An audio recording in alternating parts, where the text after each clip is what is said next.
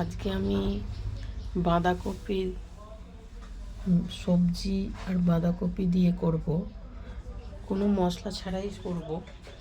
আপনারা দেখতে থাকুন আমি মশলা ছাড়া কেমনভাবে করি। আমার তেল গরম হয়ে গেছে, কড়াই তেল দিয়ে দিয়েছি, 5 ফোড়ন দিয়ে দেবো। 5 ফোড়নটা আমার ভাজা হয়ে গেছে, লঙ্কা দিয়ে দেবো।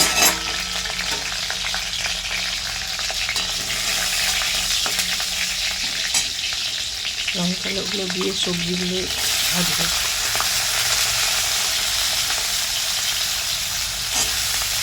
আমি আলু ইউজ করি না, আলু ব্যবহার করি না। আলু আমার সুগার আছে, তাই আমি আলুটা ব্যবহার করি না। সবজিগুলো ভেজে নেব। সবজিগুলো আমার ভাজা হয়ে গেছে। এবার আমি বাঁধাকপিটা দিয়ে দেবো, দিয়ে একটুখানি নাড়বো। এতে আমি নুন, হলুদ সব দিয়ে দেবো।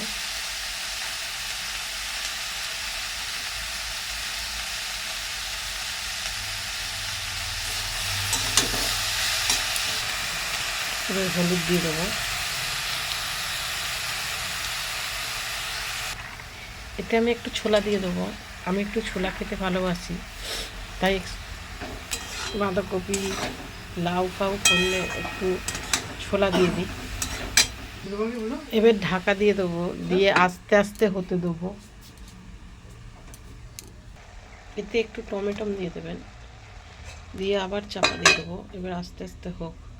ওই পাশে আমি কড়া চাপিয়ে দিয়েছি, পটল ভাজা করব। আর হবে মাছের কালিয়া।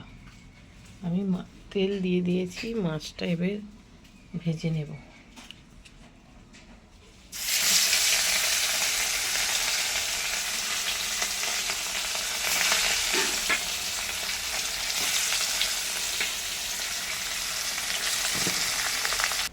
মাছ ভাজা আমার হয়ে গেছে। এবার আমি ওই তেলের মধ্যে পেঁয়াজ দিয়ে দেবো।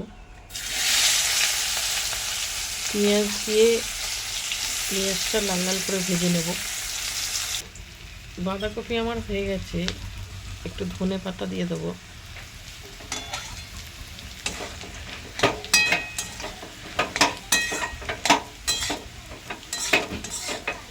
বাঁধাকপি আমার রেডি হয়ে গেছে।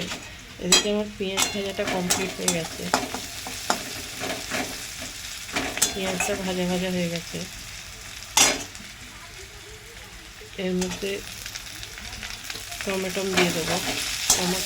টমেটোটা একটু গলি, বাঁধাকপিতে একটু গরম মশলা দিয়ে এবার নামিয়ে নেবো।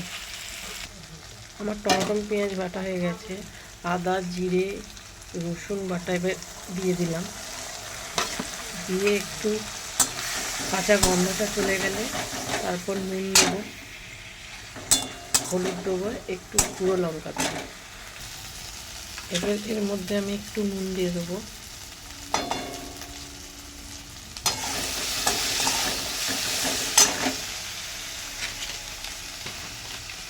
হলুদ গুঁড়ো দেবো, লঙ্কা গুঁড়ো দেবো।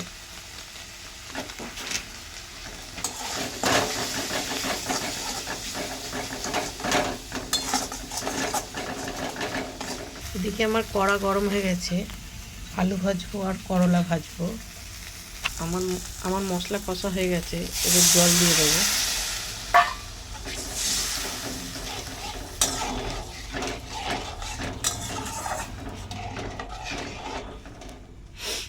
এবার একটু ফুটে মাছগুলো দিয়ে দেবো।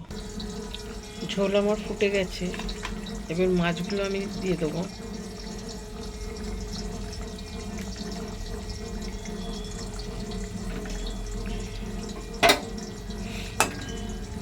দিয়ে একটু ফুটে গেলে একটু ধনে পাতা দিয়ে নামিয়ে নেব।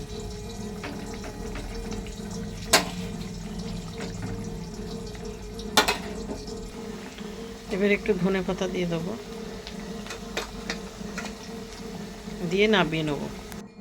আমার রেডি হয়ে গেছে মাছের ঝাল, বাঁধাকপির তরকারি, করলা ভাজা, আলু ভাজা, পটল ভাজা।